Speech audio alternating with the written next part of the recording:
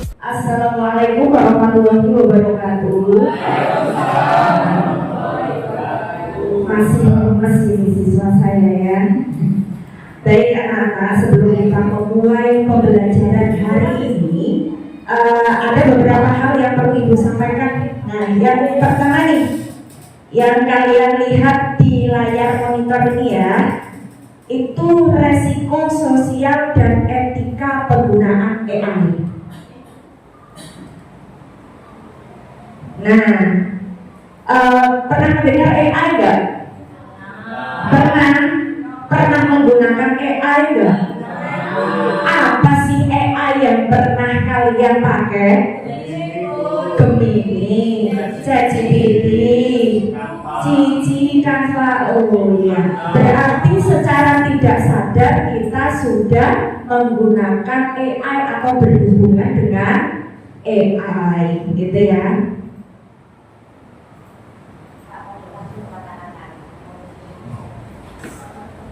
Oke, untuk yang kedua, nah ini ya, tujuan pembelajaran kita hari ini, tujuan yang Ibu gunakan di sini sebenarnya ada 4. Nah, yang pertama itu adalah mengidentifikasi konsep komunikasi melalui tool AI. Yang kedua, menganalisis resiko sosial dari penyalahgunaan AI. Yang ketiga, menerapkan etika digital dalam komunikasi berbasis AI. Dan yang keempat adalah membuat poster kampanye anti deepfake yang edukatif. Jadi nanti tujuan hari ini itu kita tekankan adalah membuat poster ya. Oke, kita lanjutkan dulu. AI di sekitar kita. Nah, yang pertama, apa itu AI atau AI gitu ya. Jadi yang namanya AI itu adalah teknologi yang membuat komputer itu dapat berpikir seperti manusia. Kemudian contohnya apa? Betul seperti apa yang sudah kalian sampaikan tadi. Jadi yang pertama contohnya adalah ChatGPT, Google Assistant, Voice Filter, Deepfake video, dan juga Canva AI. Nah, untuk selanjutnya nih, manfaat positif. Nah, yang namanya teknologi itu pasti ada dampak positif, ada dampak negatif. Nah, yang sekarang akan kita sampaikan dampak positifnya dulu ya. Yang pertama, kegunaan AI dalam kehidupan sehari-hari. Apa sih manfaatnya? Yang pertama di situ membantu belajar kita. Itu dampak positif ya. Jadi kalau kita belajar dibantu AI itu jadi lebih cepat gitu ya. Apa yang kita inginkan, informasi yang didapatkan itu jauh lebih cepat daripada kita membaca buku dari perpustakaan gitu ya. Kemudian yang kedua adalah meningkatkan efisiensi. Contohnya apa? Auto translate. Nah, ini bagi anak-anak yang belajar bahasa Inggrisnya kurang, bentar-bentar melihat translate dari kamus, ini bisa memanfaatkan terjemahan dari AI. Kemudian sebagai hiburan atau seni digital, contohnya di situ adalah AI art yang sudah kita pakai setiap hari. Mungkin secara tidak sadar kita mengubah diri kita menjadi superhero perempuan atau apa gitu ya. Kemudian di dunia atau dalam kegiatan dalam hal kesehatan dan transportasi itu ada diagnosa otomatis. Jadi ini di luar dari kemampuan seorang dokter. Jadi ada CT scan gitu ya. Kemudian ada istilahnya ronsen. Ya kita kasat mata seorang dokter nggak akan bisa mendeteksi itu. Tapi dengan adanya AI itu terbantu. Jadi yang namanya AI membuat hidup lebih mudah, tapi perlu kita untuk bertanggung jawab. Selanjutnya, kalau tadi dampak positif, sekarang dampak negatif.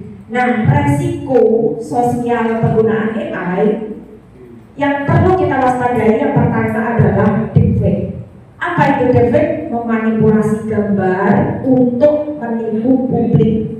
Ya, jadi seperti yang sempat beredar dulu, Ibu Sri Mulyani mengatakan guru adalah beban negara, dan ternyata itu adalah defek gitu ya. Jadi itu adalah penyalahgunaan dari defek itu sendiri atau konten yang palsu. Kemudian yang kedua adalah penyebaran hoax. Nah itu juga dampak negatif. Dengan adanya penyebaran hoax berarti menjatuhkan atau mengkritiskan, atau katakanlah kita membuat kabar bohong. Reputasi orang yang diberitakan bohong tentunya akan hancur. Kemudian privasi terancam, data pribadi yang disalahgunakan. Jadi hati-hati dalam mengupload. Kemudian kecanduan digital. Nah, jangan sampai kita bergantung pada mesin. Akhirnya bentar-bentar kita tanya AI, akhirnya tidak berpikir kritis. Kemudian etika dalam penggunaan AI, prinsipnya yang pertama dalam menggunakan AI kita harus jujur, kita harus aman, ya. Jujur itu berarti AI bukan untuk menipu. Kemudian aman itu kita jaga privasi kita, bertanggung jawab berarti menghargai karya orang lain.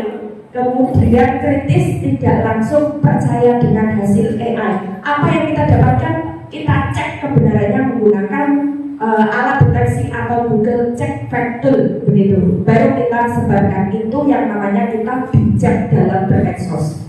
Jadi apa yang kita dapatkan, apalagi hal-hal yang jelek begitu, jangan main sebar. Cek dulu apakah itu benar atau tidak.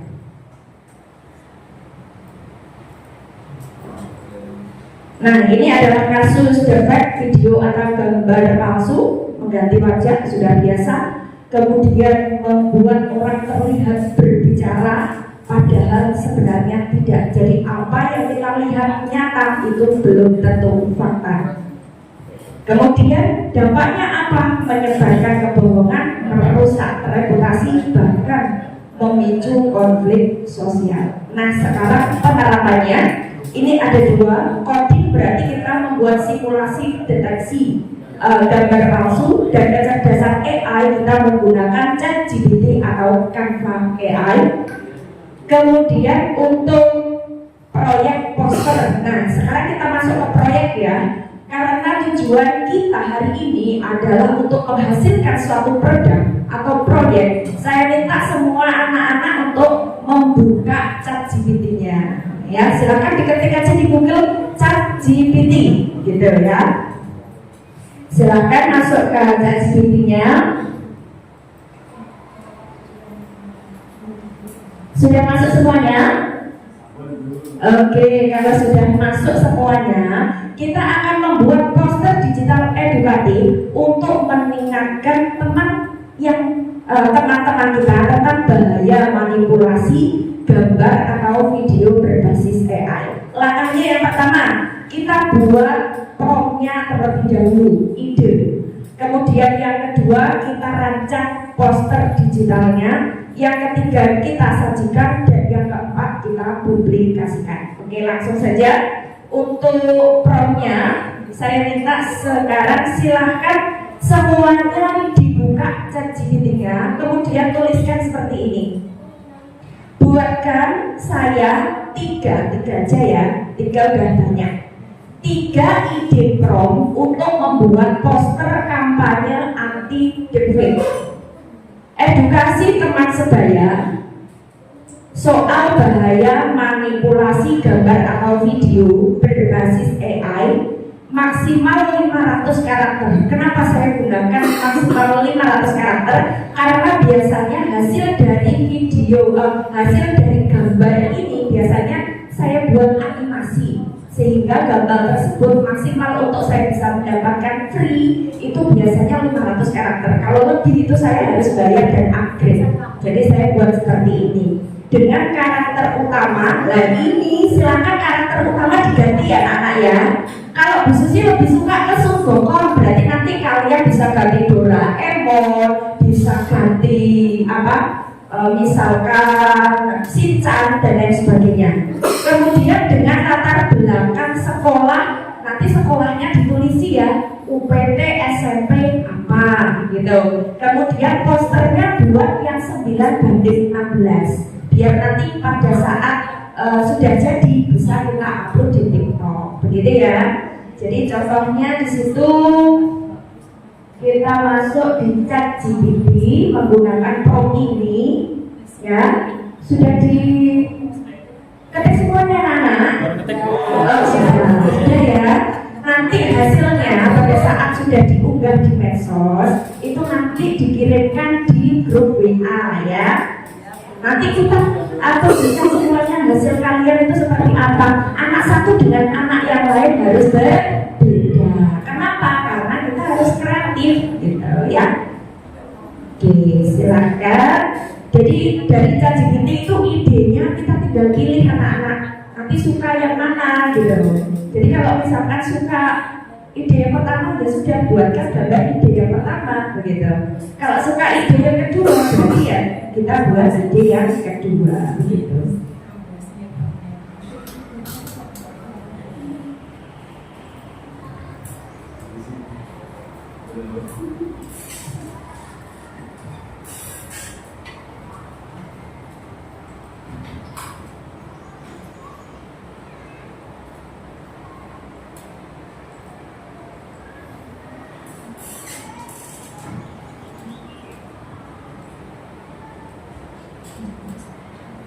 Oke ya, di sini. Oh ternyata sudah banyak yang mengirim ya anak-anak ya.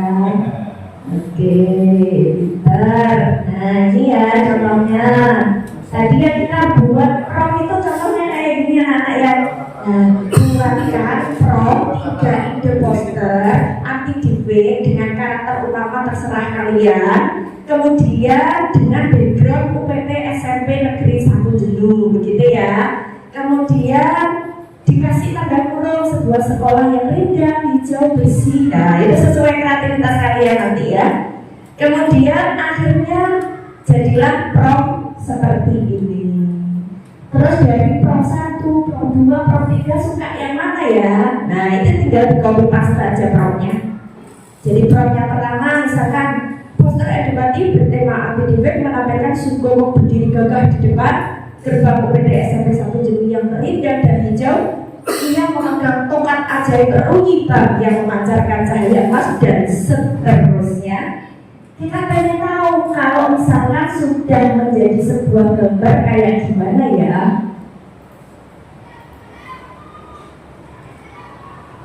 Nah seperti ini. Oh ini dari prompt yang pertama bentuknya kayak gini. Nah ini nanti kalau kalian sudah mendapatkan prompt itu kalian tinggal kasih ini aja, buatkan gambar poster gitu aja. Terus prompt yang pertama tinggal di copy aja, copy dari prompt yang pertama, kemudian masukkan di sini, akhirnya jadilah sebuah gambar sesuai dengan keinginan kita. Nah ini ya seperti ini gambarnya. Kemudian untuk yang kedua nanti bentuknya seperti apa nanti juga akan berbeda. Kira-kira ada yang ditanyakan enggak? Jelas enggak? Jelas. Oke.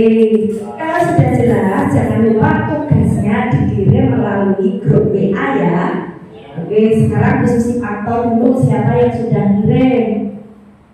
Nah, oh ya, bagus. Oke, 14. Oh iya, karakternya lucu-lucu ya. Oke.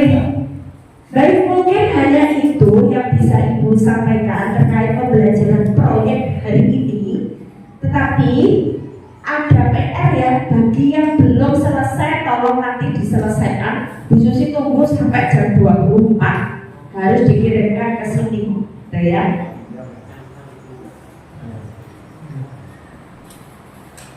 Oke, lanjut lagi yang ini. Contoh prompt sudah. Nah ini nih, refleksi sekarang ya. Sebelum pembelajaran ini berakhir, kita refleksi dulu nih. Kita renungkan, apakah aku pernah menggunakan AI untuk hal yang tidak etis? Pernah nggak?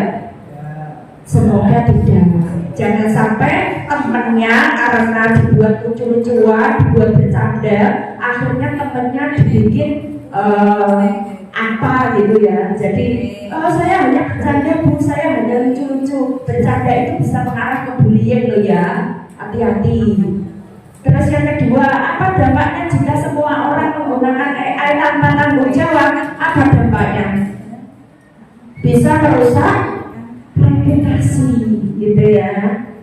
Bagaimana aku bisa menjadi pelajar yang cerdas dan beretika? Kalian harus kritis, jangan main sebar, ya. Dicek dulu bener nggak ini.